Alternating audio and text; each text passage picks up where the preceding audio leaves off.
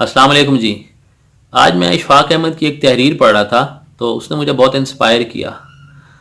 وہ لکھتے ہیں کہ اگر انسان کسی کو تنگ کرتا ہے تو در حقیقت وہ خود اپنے آپ کو تنگ کر رہا ہوتا ہے،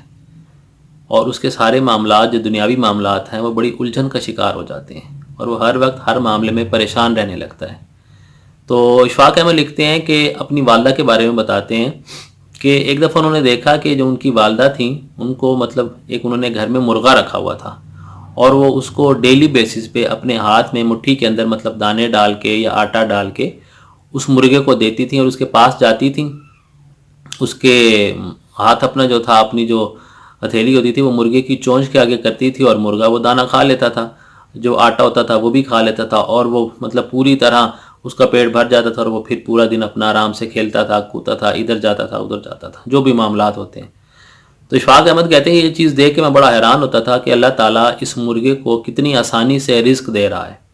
یعنی یہ مزے سے آتا ہے، اور والدہ جو ہیں میری وہ اس کا رزق لے کے آتی ہیں اپنی مٹھی میں، اور وہ اپنا ہاتھ آگے بڑھاتی ہیں، اور یہ مرغا مزے سے سب کچھ کھا کے اس کے پورے دن اپنی مزے کرتا ہے، اس کو اپنے رزق تلاش کرنے میں کوئی پریشانی یا مشکل کا سامنا نہیں کرنا پڑتا۔ تو اشفاق احمد لکھتے ہیں کہ جب میں اس کا تذکرہ میں نے اپنے والد سے کیا تو انہوں نے پھر مجھے ایک دن کہا کہ تمہیں میں ایک چیز دکھانا چاہتا ہوں۔ تو وہ ان کو لے گئے، اسی طرح صحن میں ان کی والدہ اپنی مٹھی میں دانے اور آٹا لے کے گئیں، اس مرغے کے آگے انہوں نے جیسے ہی کیا تو مرغے نے اس اشفاق احمد کی والدہ کی جو ہتھیلی تھی اس پہ چونچ مار دی۔ تو جیسے ہی مرغے نے چونچ ماری تو ظاہری بات انہیں درد کا احساس ہوا، تو انہوں نے اس درد کی وجہ سے اپنا ہاتھ چھٹک دیا۔ جب انہوں نے ہاتھ اپنا جھٹکا تو جو بھی اس کے اندر تھا، دانے تھے یا آٹا تھا، وہ سارے صحن میں بکھر گیا۔ بکھرنے کے بعد جو والدہ تھی وہ اندر چلی گئیں اپنے ہاتھ کو پکڑ کر، اور مرغا ظاہری بات ہے اس کو بھوک لگی ہوئی تھی، اس نے کھانا تو تھا۔ اب وہ پورا دن اس دانے اور اس آٹے کے چکر میں کبھی صحن کے ایک کونے میں جائے، کبھی دوسرے کونے میں جائے، کبھی ادھر جائے، کبھی ادھر جائے۔ الغرض یہ کہ اس نے کافی دیر کے بعد اس نے وہ سارا دانہ یا آٹا جو بھی تھا وہ کھانے میں کامیاب ہو گیا، لیکن اس کا پیٹ ابھی بھی نہیں بھرا تھا، وہ پورا دن پرسکون نہیں رہ سکا، بے سکون رہا۔ تو اشفاق احمد کہتے ہیں کہ میرے والد صاحب نے مجھے یہاں یہ بتایا کہ دیکھو، جب وہ مرغا کوئی تنگ نہیں کرتا تھا، کوئی پریشانی نہیں کرتا تھا، تو اس کا رزق اس کے پاس جاتا تھا اور بڑے پرسکون طریقے سے اس کو ملتا تھا، اور وہ بھی اپنا پیٹ بھر کے کھاتا تھا۔ لیکن جیسے ہی اس نے کسی کو چونچ ماری، اس مرغے نے جب چونچ ماری تو اس کا رزق اس سے دور کر دیا گیا۔ ملا صحیح اس کا رزق، لیکن وہ آسانی سے نہیں ملا، پھر مشکل سے ملا۔ یعنی وہ جیسے اس نے والدہ کو چونچ ماری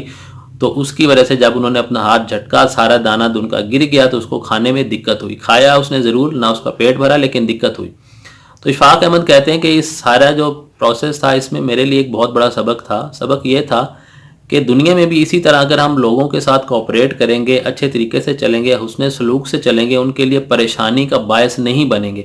تو اللہ تعالیٰ کی ذات ہم سے خوش ہوگی، اور ہمارے جو بھی معاملات ہیں وہ خوش اسلوبی سے اور بڑے آسان طریقے سے حل ہوتے رہیں گے۔ لیکن